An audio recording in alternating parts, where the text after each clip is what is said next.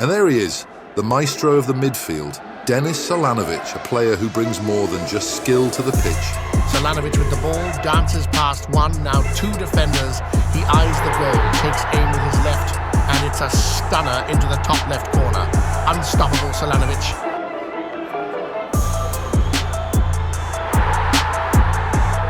It's Salanović one-on-one with the keeper. He eyes his target, a touch to set up, and a delicate chip. What a finish. A true maestro, a midfield marvel, and a name that will echo in this stadium long after the final whistle. Denis Salanović, remember the name.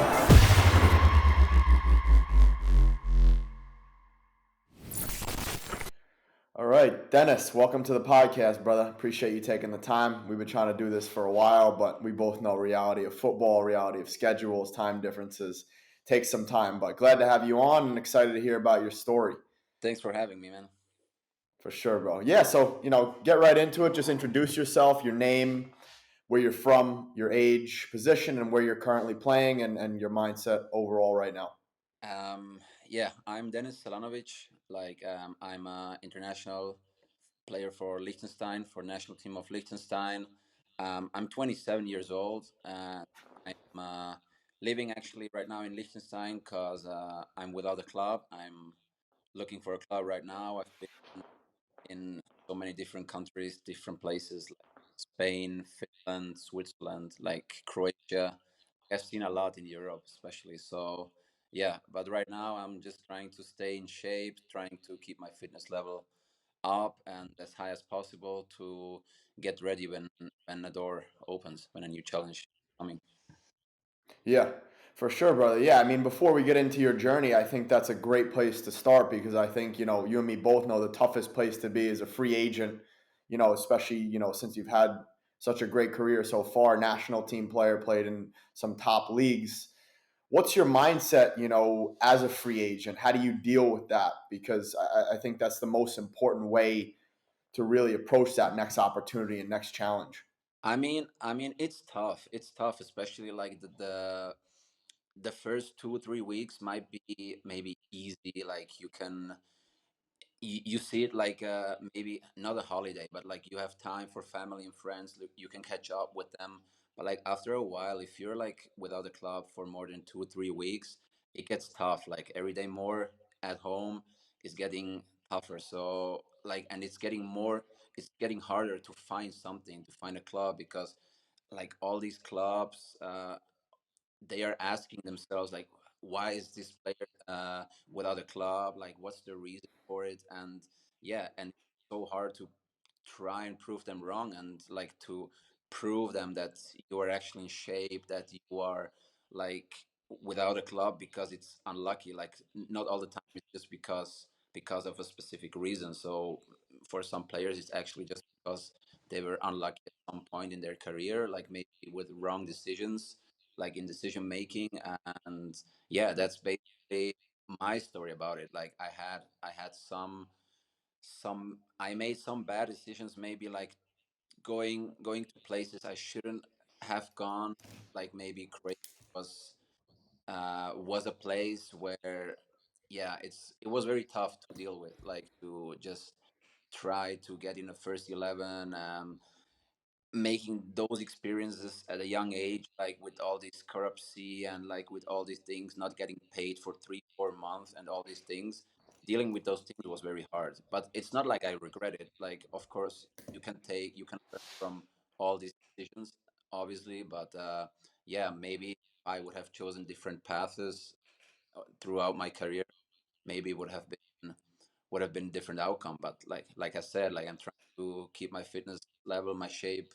I try to be in the best condition possible and be ready, stay ready, because like there can be a phone call tomorrow, today even. So, and that's the reality of a football player. Like you got to stay ready. Yeah. There's Yeah. We're just leaning back and enjoying your free time, actually. So yeah. Yeah. Yeah, that's well said. And that's exactly it. I think, the reality of football, like it could be like for a couple months, you have no clubs interested in you at all. And then, for example, a couple months down the road, you have like 3 or 4 clubs interested. So I think the main thing, like you're doing, is staying motivated, staying fit, and staying ready, because you never know when that opportunity is going to come. And just like you said, if you get too down on yourself, you get demotivated and you get out of shape, and then the opportunity comes, then you have regrets. Exactly, exactly. Like the motivation is a big factor as well. Like you gotta stay motivated. Like even at, I would be lying if I don't have those days where I ask myself like, "Oh, what am I doing?" and all these things. But then I just try to think about the good days, about the good sides of football, like what football gives you actually. Like I think it gives you more than like more positive things than negative things. So that's why I'm trying to stay in football in this professional life as long as possible, and yeah, Mm-hmm. like trying to find that motivation, going to training, going to the practice all those days, like sometimes just for yourself. Like it needs a lot of discipline, but I think that was never a factor with me. So I'm just trying to stay busy, trying to stay in shape, like I said, and yeah, waiting. Yeah.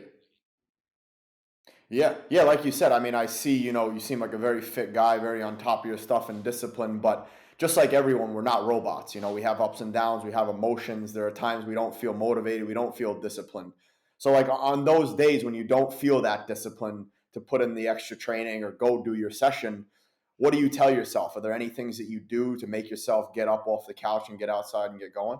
I mean, yeah, like there are some days like this, and I just try to force myself. I'm just asking myself, like, hey, why am I doing this? Like, if I don't go now, like, why did I do it yesterday? Why did I do it all these years?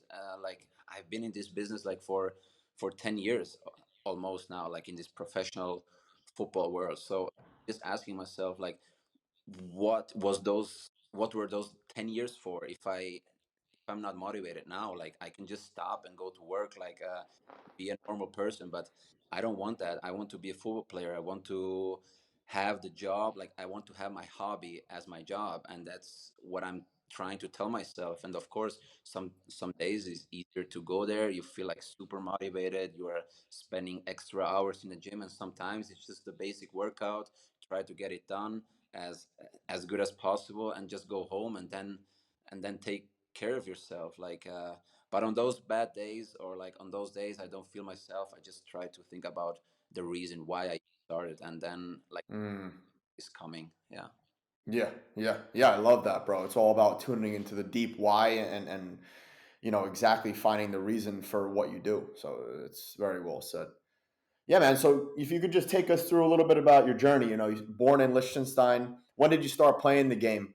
When did you fall in love with the game? Yeah, I mean, I started falling in love like at a very early age. Like I was like actually I was growing up with a ball at my feet. Like it's basically like as far as I can remember, like with 3 years old, 4 years old, I was already playing football. I was already having a ball at my feet all the time, and Yeah.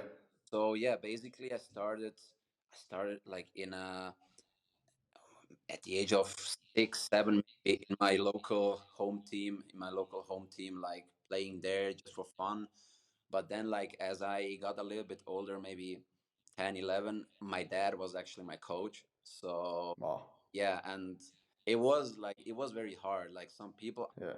that, like, he pushed me really hard. Like, Yeah. he was really hard on me, like more than with the others, because he knew that I have the potential to get into the professional football world one day. Mm-hmm. So he Mm-hmm. pushed me a lot, and that even though those times were really hard, and then I got into the like kind of, I don't know how to say it, but they were like from all these local teams in Liechtenstein.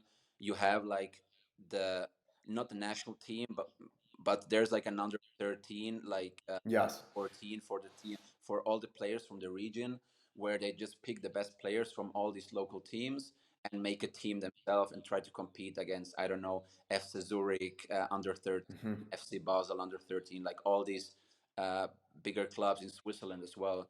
And yeah, I got into that like with 12 years old as well.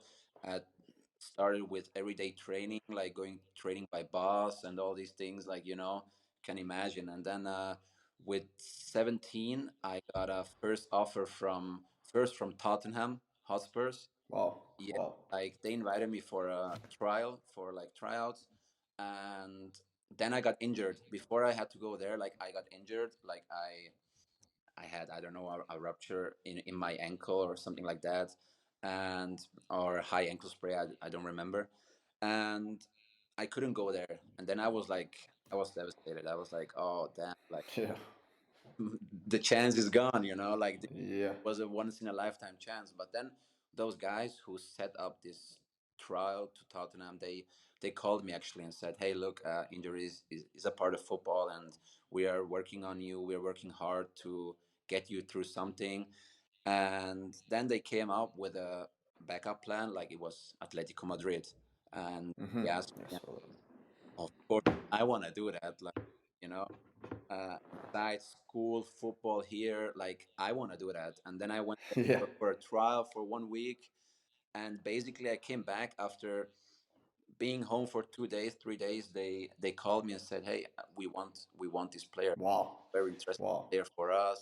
Yeah. And then I was in a dilemma. I was in a struggle, man. I was like going to school. I was playing here. I was at home with all my friends here, never Yeah. living by myself. My mom was scared. Hey, nah, don't take this chance. Don't go because I don't know, you're only 17. But my dad was the opposite, of course. He said, nah, you got to take this chance. That's a once in a lifetime Yeah. chance. And I took it, man. Yeah. Love I, it. I fell in love with it. Like first, I didn't speak any Spanish when I got there, so it was very hard for me to talk, to make some friends. But like after a while, it those guys, like I'm still in contact with some of those guys. Like Wow. guys became family, man, and it is what it is. After that, like I've been there for more than a year, maybe, and then I got my first professional contract in Croatia, in the first division of Croatia.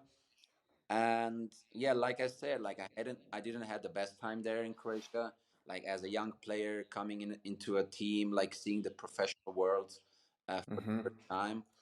But yeah, I tried to fight through. I didn't work out like I wished it would have, but then I came back to Liechtenstein to just regain a focus, regain my power. I was going back to amateur level football for half a year because I couldn't find something after my time in Croatia. And I found the joy back in football again. And then I don't know, like the rock started rolling. I guess like I went to the second division in Switzerland. Then I got an offer from the first division in Switzerland. I was playing in the highest tier in Switzerland for 3 years, 4 years almost. We were playing Europa League qualifiers in Oh. against Spartak Moscow and all these big teams, And after that, I got an offer in Finland. I went to Finland for in the highest tier of Finland. Played there for two years, 2.5 years. And yeah, after that, I got back home. I got an offer in Spain. I was playing in Spain, now in the third highest tier. It was amazing, man. Like we played against Real Madrid two. We played against Celta Vigo B. All these young teams. Like it was a very nice experience. And as I said, like some injuries, like throughout my career, throughout my path, they yeah they holding me back a little bit now. That's probably the biggest reason why I couldn't find something, even though I'm in shape now, even though I don't feel nothing, even though I'm still with the national team, man, playing all these games on the big stage, the biggest Yeah. stage. But so that's basically Yeah. half my career, yeah, now. Yeah, yeah, very interesting, man. Yeah, let's dive back in. I mean, first of all, your father was he a player as well? He was, but in a second highest tier in Bosnia. Like he was not into that professional football world like me right now. He was just basically just enjoying football more as a coach and more as a wise man interested in football and trying to get these young players or like get the knowledge or get those young players the knowledge they need for football and preparing them for what comes and trying to tell them how hard the professional business is actually. Yeah, for sure. Any idea on why he wanted to push you to get to the next level? Was it because he wished he got to that level and he wanted to, you as his son to really, fulfill and flourish the dream? I mean, that could be maybe because he never said that actually like that, but I think that could be a reason for it. But I think the other reason is just because he saw the potential in me. Like I, Yeah. at a very young age, even without when I was just playing in my garden with those other neighbor kids, like you could tell that I had Hmm. special, like the way I Yeah. control the ball, my movements, my speed, and all those things. Like he saw that. He was one of the first guys who saw that, and that's why he tried to push me and try to uh, push this potential like to the maximum. And like I was spending with him like I don't know every day of the week like on a football field like doing extra Yeah. hours Wow. with him. So I enjoyed it, but it was tough as well. Like right now, I'm thankful for it, but at those times, I was, yeah, like it wasn't the best, Like Yeah. as Yeah. you wish you just can go out and play with your neighbor kids, but you have like other duties to do. Like you're just on the training field, training ground, just working on yourself. Yeah. Yeah. What age did he start making you do those extras? I mean, it started at an early age. Like I was maybe 6, 7 years old when I started Wow. Wow. trainings. Yeah, Wow. That's some serious stuff. Yeah. yeah, exactly. Yeah. So yeah, man. Just for the listeners who are not familiar with Liechtenstein, Yeah. what if you could just describe it real quick and in relationship with Switzerland and stuff like that. Yeah, like Liechtenstein is like based basically in the middle of Europe, like in the heart of Europe. It's between like Austria and Switzerland. So I often say like when people ask me from other places, other countries, like where are you from? I often say Switzerland because people don't know Liechtenstein as good as Yeah. maybe, and the differences from Switzerland they are not as big. Like of course we are a known country, like we have Mm. pride and we are feeling as Liechtenstein people. But it's like we have open borders with Switzerland. We have the same Hmm. Switzerland, so it's kind of not similar place. But basically, if you know how Switzerland looks, you can get an image of how Liechtenstein looks as well. And we have like Hmm. 40,000 inhabitants, so very Okay. small country. But Yeah. yeah, that's basically it. Yeah. Sounds good, man. Sounds good. Interesting. Yeah. So if you could take us through, how did you get seen by Tottenham? You said it was a couple guys that organized it, but you said you were playing in the Liechtenstein like select team, so to say, and you were playing other clubs. How did Tottenham find you? Exactly. Like Tottenham found me through. We had an international youth tournament with Liechtenstein under 17. We had I don't know, the tournament was in Hungary, I think. We played Hungary, Albania, Italy. And I mean, I played well those 3 games. And then, I don't know, I think it was the coach of Albania who came who came to the hotel where we were staying. And he asked me, like, hey, where are you playing right now? Like, what is your dream, Hmm. your goal, and are you interested in moving abroad? I said, yeah, of course, that's my wish, that's my dream. And then he, Yeah. hey, I can set you up with some contacts I have, and basically that was it. Like, I don't know, a week after they called me, they said, hey, Wow. I have this opportunity in Tottenham. They're looking for a winger for a player like you. Do you want to take it? I said, yeah, why not? And then a day after, Yeah. I sprained my ankle, and Jeez. boom, yeah. Jeez. Jeez. So yeah, but then you got that opportunity at Atletico. That's probably as good or could be better. How did that go?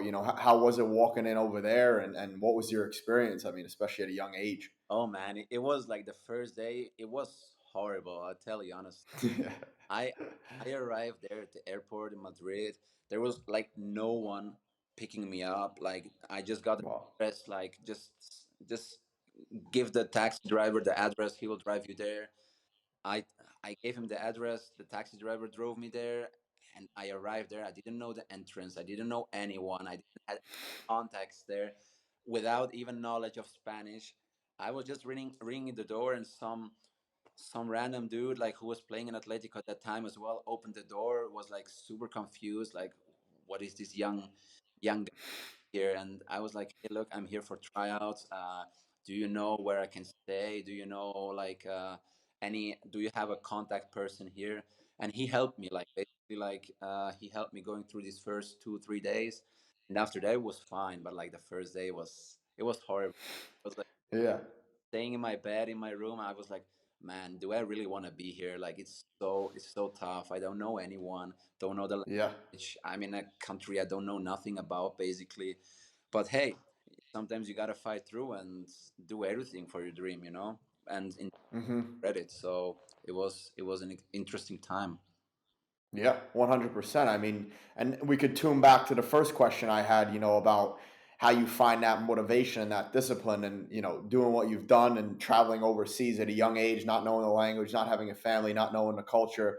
That's the toughest part, So when you really get out of that comfort zone, I always try to tell it to parents and young kids, like, no matter if you make it as a pro or not, the journey that you are on to be a pro will take you into your next career, and once you get into the real world, it'll really allow you to develop and flourish. So I think it's all about using it as a platform to just develop yourself as a person. Exactly. Like it's like an education for life, actually. Like Yeah, basically, like yeah. I was 17. I couldn't do my clothes. I couldn't wash my clothes. I couldn't cook because I was Yeah, with my mama. She yeah, yeah, very well all the time. So yeah. just at a place like at the age of 17, being forced to do everything by yourself and to Yep. learn everything by yourself, and like that's something I'm very proud of myself, and like that helped me a lot. Like that was super Mm-hmm. important. I would even say more important than the football part. Like it was a life school, actually. Like it was education Mm-hmm. life. So yeah, that's the biggest plus or the biggest positive thing that happened to me in that time, or that I took from that. Mm. Yeah. Yeah, for sure, brother. Yeah, so if you could just take us onto the training ground, how was that? Going into, after you had those trials, or actually take us back to the trials. Like, how were you feeling? Obviously, probably the highest level you were at. You're probably a bit nervous. How did you go into the trials? Because it's a common question I get from youngsters. Like, how do I go into a trial? Especially at that level and not become nervous and stuff like that. I mean, I would lie if I would say like, don't be nervous, because like you getting nervous and anxious like 100%, especially at a big club like this. Like I try to stay calm. I try to stay as calm as possible. But once you enter this training ground where Yeah. see the badge in front of the entry, and you see like with Atletico all the red and blue colors everywhere, like you start to get nervous, but you also start to dream. Like you start to, hey, if I really make this, like it could be a life changing opportunity for me. But hey, Mm-hmm.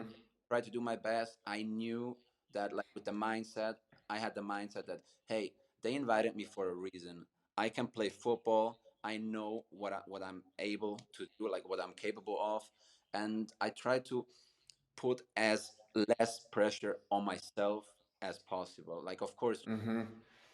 you want to prove them, you want to show them your skills, but just try to stay like with your basics. Just try to do your skills, your strengths. Try to show your strengths. Don't try to do Mm-hmm. things. Don't try to, I don't know, dribble five people or something like that. Like that's sometimes young people like think, okay, I'm at the tryout. I have to dribble five people, score four goals in a game, and hopefully they will give me a chance. But it's not like that. Just play your game. Just show what you're capable of. Just do your role, fit in your role, and everything else will come. And that's how I did it. And yeah, like basically, it was just that. I didn't do any extra. I didn't do any special movements, special tricks, special dribblings. I just did my job, and the coach was happy with it. So yeah. Mm-hmm.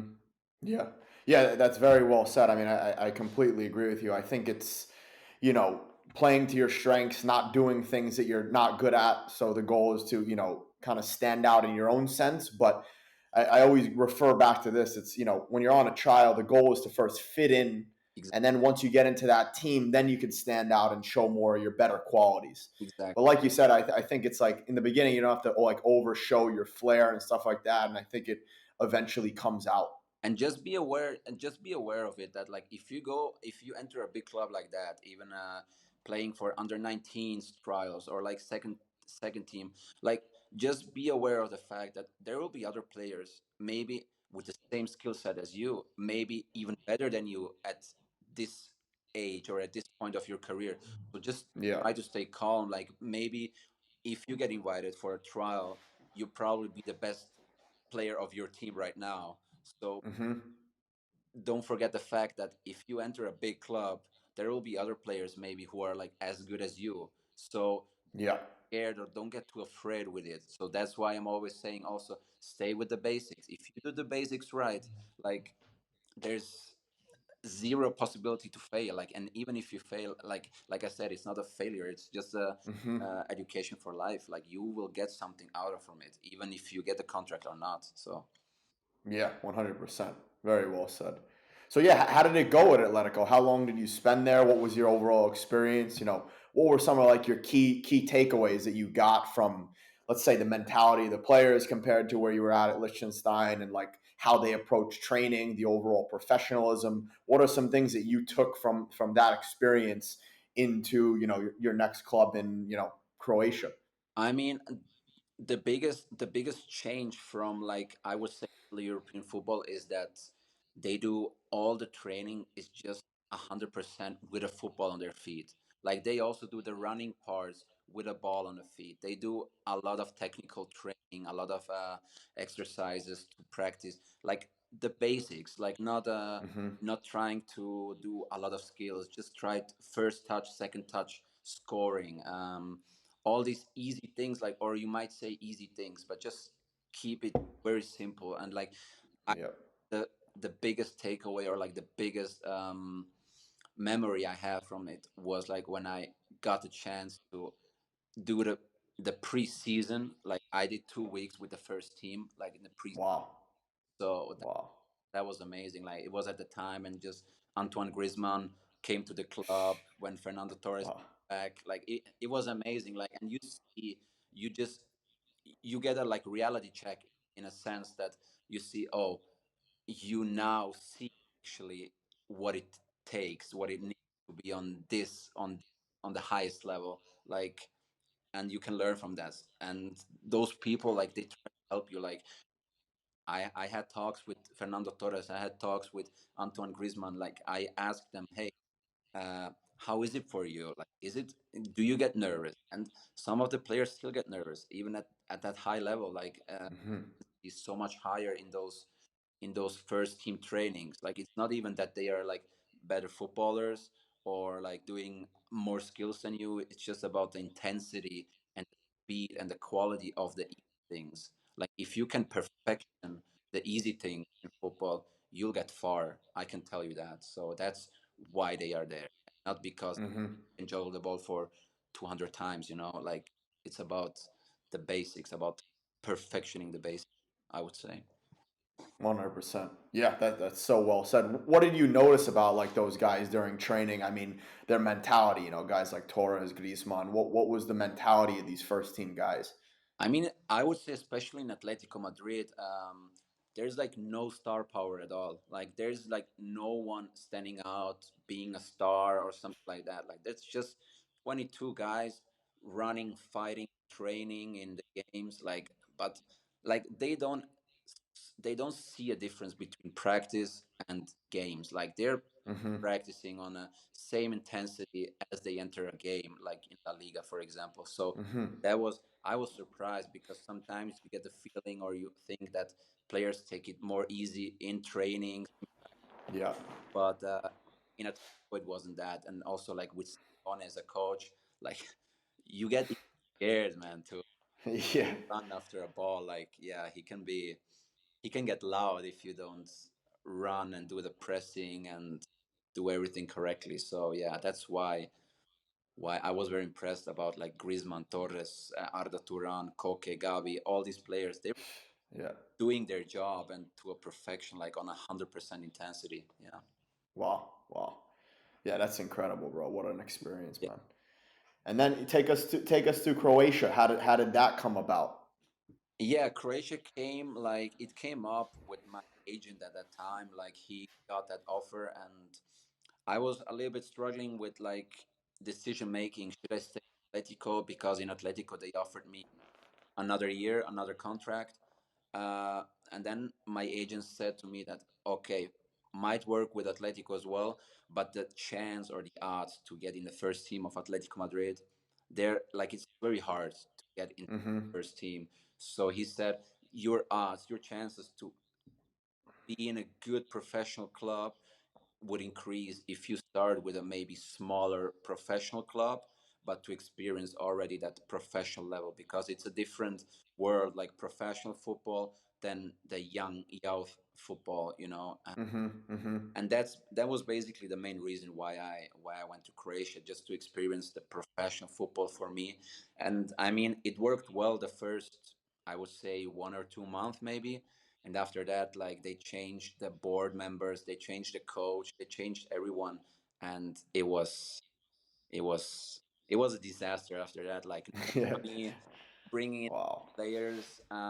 Yeah, just being from one day to another, just being forced to be on the bench 90 minutes, or not even being called up in the squad. Like, yeah, it was tough. Yeah. Yeah. So yeah. Yeah, like you said, another learning experience. But how was that that first, you know, first professional contract? How was the environment? How was it different, like you said, compared to the youth level and the mentality during trainings? I mean, the biggest takeaway, the biggest difference is like that the players in a professional club or on professional, they're like more chill, I would say. Like, they're enjoying football even more than at that youth age, because I think in these youth teams you feel like the pressure. Everybody like wants to get to a professional level, and Mm-hmm. they're putting too much pressure on themselves, and they sometimes forget to even enjoy the football. And that's like, That's true. that was like kind of the biggest takeaway for me. Like, in a youth level with under 19 of Atletico Madrid, the players are putting so much pressure on themselves that they forget to enjoy the football. And then you get to Mm-hmm. up where everybody is already a professional. Like, you play with a 35-year-old guy, like you are 18. Like, there are different worlds. Like, that guy with a 35, he saw basically everything already in football. You are new, but it's a chance for you to go ask them, like, hey, what should I do? And also the things like with carrying the material, carrying the bottles, Mm-hmm. all these things. Like, as a young player, you got to do that. And Mm-hmm. that's also like a thing where I struggled in the first place, like, because in a youth age, I was not used to those things, but then when you Mm-hmm. professional level, yeah, those older guys, they get very strict with you sometimes. Yeah. Yeah, yeah, for sure, for sure. And anything, really specific, because you said you went up to guys at Atletico. Did you also go up to guys in this new club in Croatia and ask them about their experience? Because I think that's a great thing to do. I don't know, players don't do that as much nowadays, but going up to the older players, the veterans who've been playing many, many years in the game and learning off them, it's like a cheat code. Of course, like, you can get so much out of that, out of those players, like, so many information, like key information for your career. Like, you can ask them, hey, how do you deal with this situation? Like, how do you deal with if you're not playing? And like, when I didn't play, like, those older players told me, hey, go talk to the coach. Like, just Mm-hmm. ask him for a reason. If the coach doesn't give you a reason for not calling you into the squad, or just benching you without a reason, go ask him. Like, show a character, show that you're man enough to talk, and that you're brave enough to talk. Just don't be too shy. Like, that's maybe the Mm-hmm. most important thing as a young guy. Like, of course, you have to be respectful all the time. Like, I'm not saying that, but just show show braveness. Like, show that you're a part of the locker room as well. Show that, Mm-hmm. hey, they got you. Like, you got there where you at for a reason. Like, you are at the Exactly. club, the veteran, and ask him how he dealt with those situations. And in like 99% of the cases, especially the veterans, they will help you so much with those things. Absolutely. Absolutely. Yeah, I mean, I think that also goes to show with, doing the extra work, taking care of yourself, that just builds that confidence and then that ability to really talk to the coach and really express yourself, taking care of yourself on and off the field. Exactly. Like I said, like, the coach, he was in a way surprised that I approached him, but in a way also like proud and happy that I did it. Yeah. So Mm-hmm. like, it's just a positive thing. Like, if you're just keeping your mouth shut and don't say nothing, like, the coaches don't like that as well. Like they want to see that, hey, you are having the will to play, that you want to play, that you want to show that, hey, you are around. Like I'm 18 years old, but I'm around. I want to play. I want to play as much 100%. and I want to improve. I said to the coach, hey, coach, there's no problem of benching me, but just tell me where I have to improve. Like, what are the odds like of playing next game if I improve in this part? Like I said, with the veterans, like in most cases with the coach, is the same thing. Like they will tell you the reason why you didn't play this game and tell you those things where you have to improve. And like that's a lot of valuable information for you as well to get out of That those conversations. Yeah, absolutely. And as you're saying that, it's just, football is a dog eat dog world. It's you got to have no fear. Exactly. Obviously, like you said, you got to be respectful, you got to be polite, you got to be kind, but there's also a place where you got to, put your foot down and not let people walk all over you. Yeah. And ask those hard questions, have those tough conversations because a lot of the times, I've been in that situation. I don't know if you have, but coaches will tell you what they want, what you want to hear, or they'll avoid the truth. You know what I mean? Yeah. But usually, as players, we just want to know like what's going on so we can work on that stuff. But a lot of the times, unfortunately, they already have their squad picked. They already have their squad picked from the board. They already have their squad picked from the agents. So you never know. But the only thing you could really do is just control your own self, your own actions, your own decisions, and ask them straight up, and then do that extra work to try to improve. And if they don't provide you the answer, you just keep working. You just keep working because in the end you're working for yourself. If you don't get the chance in this club, you can at least say, hey, look, I tried everything. I kept myself in shape. I worked on my strengths. I worked on my weaknesses, and I'm ready for the next club. Because like the Mm-hmm. club in your career where those things turn around, like where you maybe start to play and where Exactly. profit from all the time go through a bad thing with with those coaches and those situations. So like in football, it's so rare that like you get to every club and you play in every club. Like I think every professional player dealt with at least one situation where he wasn't happy, where he didn't play as much as he wanted to, and all these things. But it's just control yourself, control your fitness level, control your shape, your mindset as well. And all these things, like you cannot do anything more than that. But so Mm-hmm. Yeah, for sure. I mean, that comes to the point. I think at the end of the day, we only have such a short career. So the goal is not to waste time. I think the two toughest periods as a footballer are one, like where you're at right now, a free agent without a club, and two, being on the bench. exactly. And I think it's easy to put in the extra work. It's easy to go to sleep at the right time. It's easy to eat right. It's easy to hang out with the right people. It's easy to do all those good things when you're being rewarded week in, week out. You're starting matches, you're playing well, you're getting those 3 points, you're getting your bonuses. Yeah. The hard times are the ones where you're on the bench and your boys want to go out and get smashed. But you just say, no, I got to put in that extra session. I didn't play today.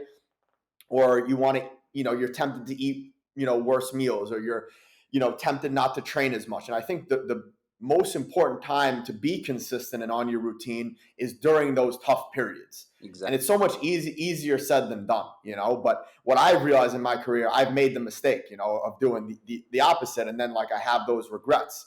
So what I definitely want to pass on to youngsters is no matter what you're going through, we have such a short career. Don't waste time. One Just put in that work. Yeah, 100%. Like I'm agreeing with everything you just said. Like it's 100% true. Yeah. for sure, for sure. Yeah, brother. So take us back. So after Croatia, I see you went to FC Balzers. Is that a team in Liechtenstein? Yeah, that's like the local team in Liechtenstein and on amateur level again. Like because I didn't play much in Croatia, like when I got benched, I didn't play a minute anymore and it was impossible. Like that was the first time in my career I experienced like the sad dark side of football. So Mm-hmm. until that time, everything went super perfect. Like going to Atletico Madrid, going to Croatia, getting a professional contract, all these things, and then being forced with this, being without a club, not playing, nobody wants you, like your hype is over kind of thing. Like it was very hard at a young age. I was maybe 19 or 20 years old at that time, and I just like I wanted to regain my focus and like regain my happiness of football, because in that time when I was just on the bench not playing, I lost the happiness kind of, for professional football. I was asking myself, do I really want that, Mm-hmm. Then I started there, like I was there maybe for 4 months, 5 months. I scored a lot of goals, and then like Rappers Viliona came, and that was like already like the next step forward again, like in my career. Like that was again like a professional club as well. We I was in a I was in professional football back again. Like I was Mm-hmm. out of it, but I had the chance to re-enter the professional Mm-hmm. football again, and I learned from it. I learned from the bad things, and I all again saw the differences between amateur level and professional level, because my mindset was so much different in Balsers when I was in an amateur level than from the other players, because I had this professional mindset. I was like, okay, I want to work out every day. I want to do so much more than the others. The others, they were just going to training, going back home, drinking a beer after the training. And that was Mm-hmm. like, hey, no, that's not for me. I can do that when I'm like, I don't know, 35, 36 years old. Mm-hmm. I'm young. I want to fight through this. I want to try everything I got for my dream, like what I was working Mm-hmm. for. And yeah, I mean, in the end, it worked out pretty well. Like I got to Rappers Viliona, and there, like the coach loved me. I was playing super good, and after 2 years in the Rappersville, I was back in first year. Yeah. Nice. So that club, what did they played Swiss Challenge League, and then you guys got promoted? No, they were playing in promotion league, but Okay. I got there, and we promoted from promotion league to challenge league. Okay. Then we Very nice. played a season in challenge league, and after that, I got an offer from FC Thun in Super League. Okay. Yeah, Wow. Wow. Yeah. So it seems you spent. Did you spend 3 years at FC Thun? yeah, I think three and a half years or 3 years maybe. Wow. For exact. Wow. So how was that? You seem to have a pretty good stint over there. I mean, it was good. Like it was the first experience on Switzerland's high level, and I was like, I got there without any pressure for myself. I just tried to play football with all the happiness I regained in Rapperswil. I was playing so good, man. Like I'm telling you, I was once like the best joker in the league. Like I was like having the best average, like scoring points per minute Wow. in the league. Wow. So Yeah. I got this like media presence a little bit also back.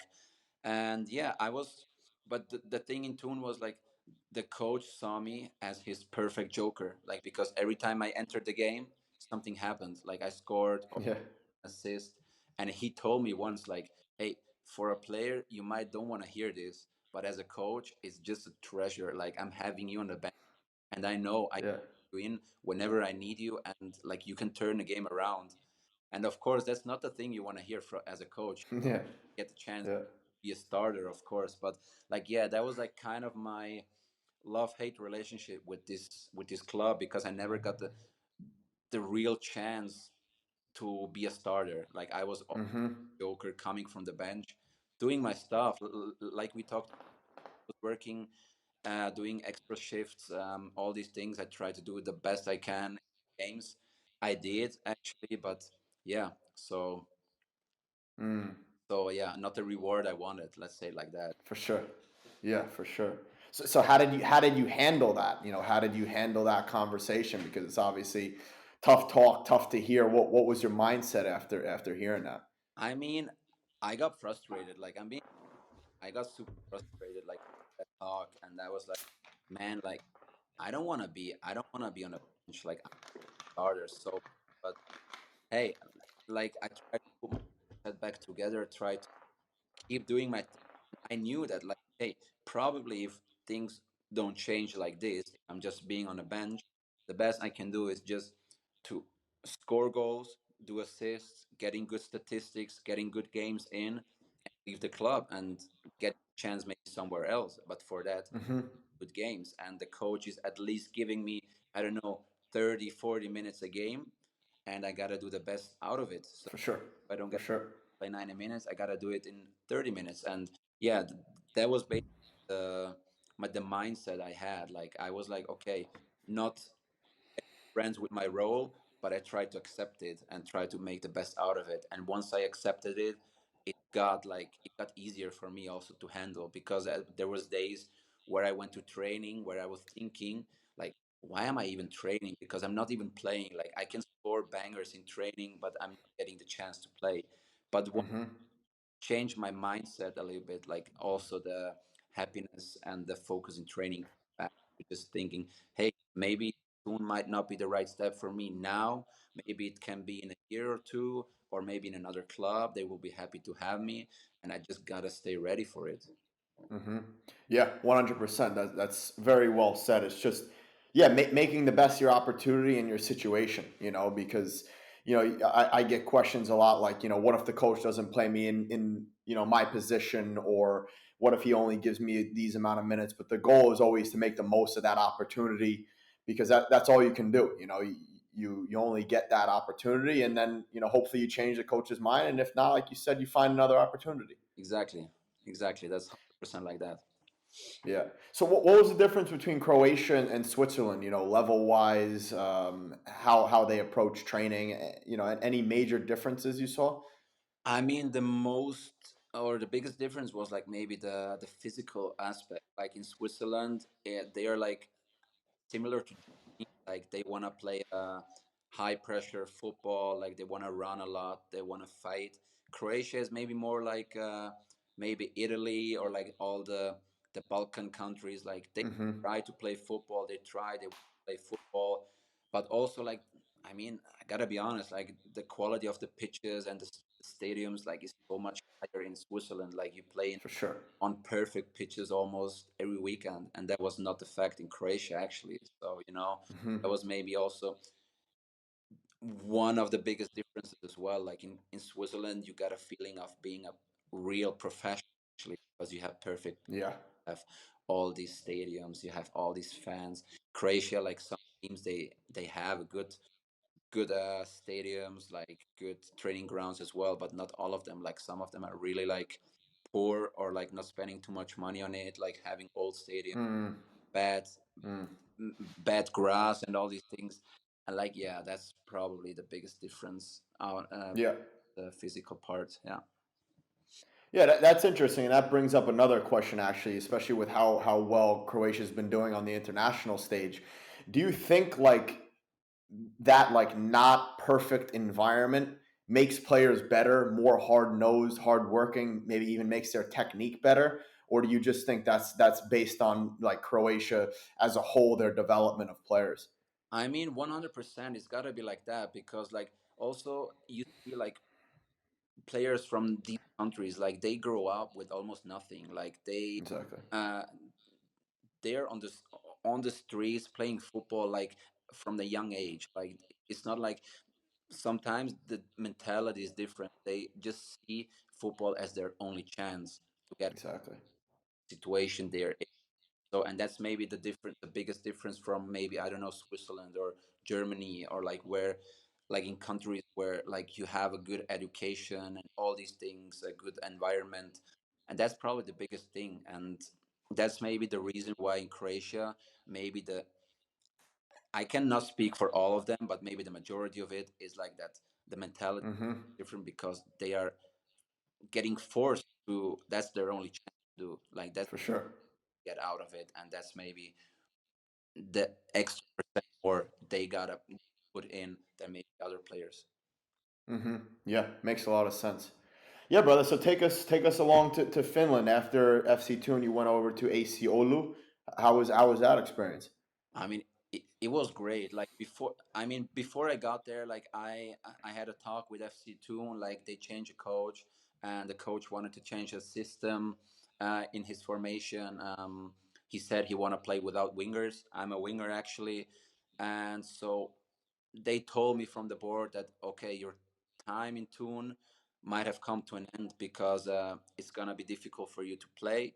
You can Mm-hmm. here you have a contract, you can sit out your contract, but like just to let you know that it's gonna be hard for you to get any minutes. And I said, okay, well, what are the other opportunities? And so Aseolu came up in a summer transfer window to sign me first on loan. So I'm Mm-hmm. getting paid from Thun, but playing in Aseolu. And I mean, I checked Oulu, I checked the city on my phone on the map. I was like, holy, like place like super far Yeah. north. And I was like, Yeah. I don't know if I'm gonna like it there. Like I went there, Yeah. mixed feelings, but I gotta be honest with you, like from the first day in, like I fell in love with the place. Like Mm-hmm. it was amazing. Like also the team, they were super open. Like they welcomed me very well. The coaches, like even the coach and the sporting director, they picked me up from the airport.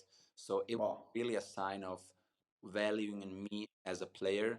And I went there and I became an important player like instantly. Like I was in my debut when I got the permission to play. We played the first team, like HJK Helsinki. Mm-hmm. Mm-hmm. I remember that Oulu didn't win like in I don't know 10 years against them. Wow. Yeah. I mean, I went there. I started like in my first game with Oulu. I was a starter. I scored the 1-0, Wow. Wow. and we even won like 2-1. Wow. And Wow. everybody was happy. I was happy. Fans were happy. They welcomed me even more now, and yeah, it was amazing. Like the Mm-hmm. polo was amazing, and after that, unfortunately, like they got me a new contract in winter, and I was I was one of the key players there, and but after a time like, I had injury, I didn't know exactly what it was. I got a hamstring struggles, but it Mm. like broken or anything. I just had some pain in it. They couldn't figure out what it was, so I was I don't know 2 or 3 months out without a game. And then they said in summer, like, listen, like you are a valuable player for us, but like you gotta be on the pitch, and if you're injured, like it's just the reality of football, man. Like you can play so good, but like Yeah. you're injured, if they don't see the value in you anymore, it's just business, man. It's just 100%. be friends with all of them, but business is business. Like they gotta mind Yeah. business, you gotta mind your business, and that was it basically. Like so we didn't continue our work together because Mm-hmm. of things. But like, hey, I still have much love for Olu. Like they gave me a chance when nobody else wanted to. Mm. And yeah, it was like a really good time, and I still have a lot of friends there. Yeah. Yeah. I mean, dude, that's very well said, touching on the last point. And it's unfortunate. The truth is, like, as a footballer, we both know you're only as good as your last game, Exactly. So that's why it's so important, like we talked about from the beginning, always doing the right things day in, day out, and taking care of your own self. I always say, like, you are your own individual asset. If you look at yourself as a business, you are the product. You constantly polishing that product every single day is going to be the reason why you get your next opportunity. And the truth is, rent is due every single day, no matter what. Like, you have to pay that rent every single day. And if you don't pay the rent, it just adds up. It adds up, and you get these debts. So that's the truth, man. But yeah, I mean, I'm also very, very glad to hear what you said about Finland. I agree with you. I think Finnish people are some of the most friendly and open, welcoming people. 100%. Yeah. Yeah, Yeah. yeah, yeah. And yeah, I mean, like you said, like you looked at it on the map, and maybe it wasn't the best opportunity, but it goes back to show, like, you just have to go and try. And I think one of the best things as a footballer is like being appreciated by the club, and by people. That's when you really can shine. Exactly, 100%. Like you just gotta do it. Just take the chance and do it. Like I said, I didn't know what was waiting for me in Oulu because I never heard from the place. I never heard from the city. I Yeah. that part of the world, and yeah, but hey, in the end it turned out great. Like I made friends. Like it's also like the thing in football, like you're making friends all over the planet. So that's another positive thing you can take up For sure. from this business. Yeah. For sure. Yeah, brother. So take us into 22-23. You made a move to Latte as well, which is in Finland, yeah? Exactly, exactly. It's also in the first tier of Finland. Like when my contract expired with Oulu, like I was at home like for I don't know 2 or 3 weeks waiting for a new opportunity somewhere. And Lahti, they knew me, of course, from my time in Oulu.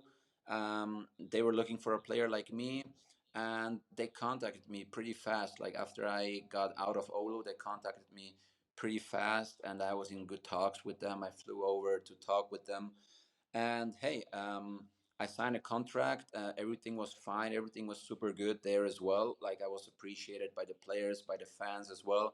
It just didn't turn out for the whole team, like because we were struggling, like creating chances. We were playing a maybe a football like that wasn't made for me. Maybe like we were playing so many like just long balls, fighting, Yeah. being too defensive because Lahti was struggling maybe with getting out of the league, and so I couldn't shine as I did in Oulu. I couldn't show my skill set, my strengths as I wanted to.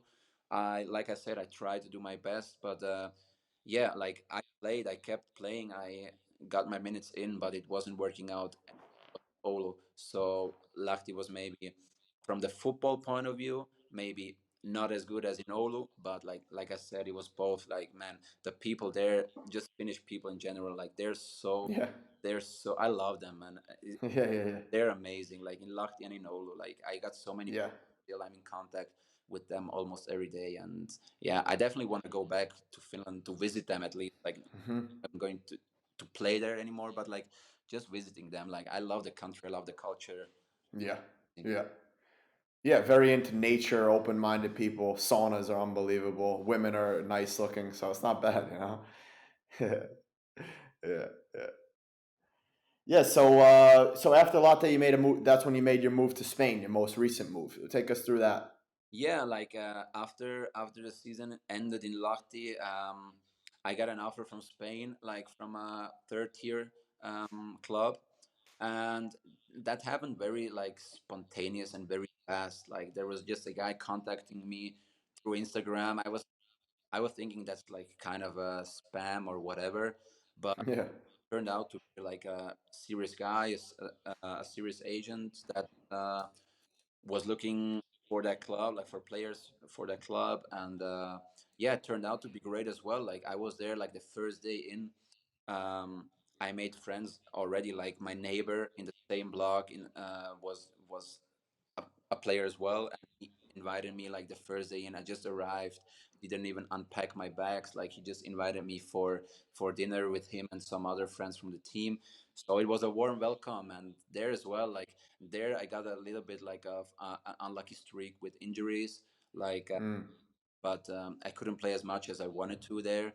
But I think the time all in all was great as well. Like there again, like Spanish people there, like the culture is like the opposite from Finland, but it's still like so warm, welcome people. Like it's still amazing, and with those people as well. Like I mean, I stayed after the season for like a month more in Spain just to hang out with those friends, to be working out with them as well, like to having practices together for off season. So yeah, you can tell that I made really good friends there as well. Yeah, yeah. I mean, Spanish culture is just very warm as well. So it's I completely agree. And You speak Spanish now? yeah, yeah. Now like Yeah, Spanish when I was in Atletico Madrid. yeah, Now again, like I could refresh it a bit, and now for sure. That's awesome. gotta learn beautiful language. For sure. Yeah, for sure. Yeah. Yeah, brother. So as we get towards the end, I want to ask you a little bit about your national team career. I see, you started your first match in UEFA Euro 2016 against Russia. Was that your first start? Actually, my first start was in a friendly just 3 days before that game in Russia, Okay. where against Bosnia. That was Okay. crazy story because actually I'm Bosnian. My parents are Bosnians. Yeah. So at that time I was in Atletico, and the Bosnian national team, they were fighting for me as well, like to play for Bosnia as well. And then when I got invited for that friendly game for Liechtenstein, they were cheering me up because, as you know, after a friendly game you can still cheer nationality. So we were still hoping to maybe get a move to Bosnia. Like my parents were with the Bosnian football association and all these things.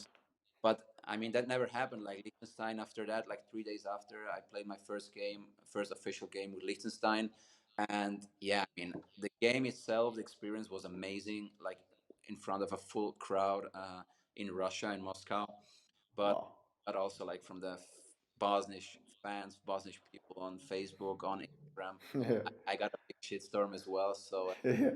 hate. But yeah, that's football. I mean, you cannot please everyone. Like you gotta look for yourself. You gotta do what's best for you, and that was it. Absolutely. And like I don't regret it. Like not at one point in my career to made the decision to play for Liechtenstein because I grew up. That's why. For sure. Yeah. And what's been your overall experience? You know, I see you have 4 international goals, one against Qatar, 2 against Gibraltar, one against Greece. How's the overall experience been playing for your country? I mean, I'm sure there's nothing like it. I mean, yeah, like it's always like special when you play with the national team, like when the national anthems, like when you hear them, like in front of a full crowd and all these things. It's amazing, man. But it's just like it's difficult for a country as Liechtenstein, for a small country like we are, to compete at the highest level. But you still gotta be thankful for doing it. Like you can show what you got. Like you can see, hey, if you play against Spain, for example, like you can see, okay, those players are on a different level. Like, hey, you can scout them like from the best position because you're on the pitch, like Yeah. Yeah. like how good they are, and like it's just a special experience to play against those players, those big names, and like I'm so grateful to get the chance to do that. Yeah. Who's the best team you played against with the national team? I mean, I would say Germany, Spain, or Italy. Like, Wow. I'm just waiting Wow. for England now. Like Yeah. Portugal is coming in 2 weeks. So in November, Wow. Cristiano Ronaldo. So that's gonna be a big. Yeah, that's unbelievable, bro. Yeah, I'm just waiting for England. Then I played basically against all the big teams and France, of Wow. course. Yeah. So Wow. they're missing. Yeah. Wow. Would that be who's the best player you ever played against? Wow, that's. I would say Leroy Sané maybe. Yeah, yeah, That's incredible. Like, yeah. Yeah. but also Just like we played against the prime Spanish team, like with all these big stars, big like wow. the quality. Thiago is a player like that's Yeah, baller. like these guys. You can't fall away from him. Like Yeah. it's actually crazy. Yeah, Yeah. Yeah. those two. Bro. Wow. Yeah, yeah, yeah. Unbelievable, bro. Yeah, man. As we get towards the end of the interview, just some quick fire questions. Um, so let's say let's go maybe to top 3 places you've ever been, just for like travel, social life, like just like in terms of enjoyment. I would say Mexico. Beaches in Mexico. Yeah. I was in Miami, and Wow. I would say in Europe, probably Stockholm, Sweden. Yeah, yeah, yeah. So, Good call, bro. yeah, Good call. yeah. Yeah, yeah. How about favorite cheat meal? Favorite cheat meal, I would say hamburgers and French fries. Love it. Yeah. Love it. Top 3 travel destinations in your next 10 to 20 years that you want to go to. Tokyo, Japan, That's a good call. um, Sydney, and Los Angeles. Some good calls, brother. Yeah. Good calls. Favorite healthy meal to eat. I would say avocado toast for breakfast.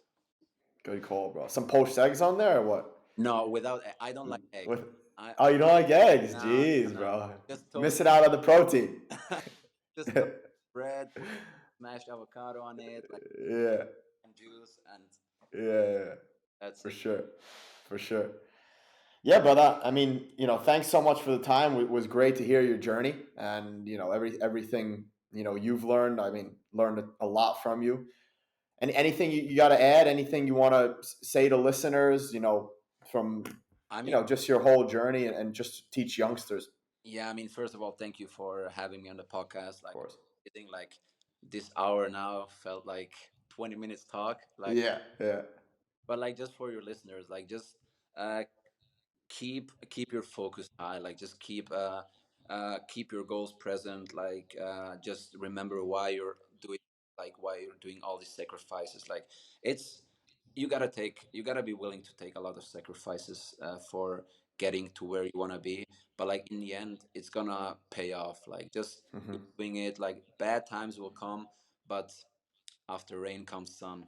So, That's true, brother. That's true, brother. but yeah, Yeah, man. With that being said, we wish you the best of luck in your international game against Portugal, and best of luck finding a new club. I'm sure it'll come quite soon, man. thank you so much, man. Thank you. All right, brother. All right, brother.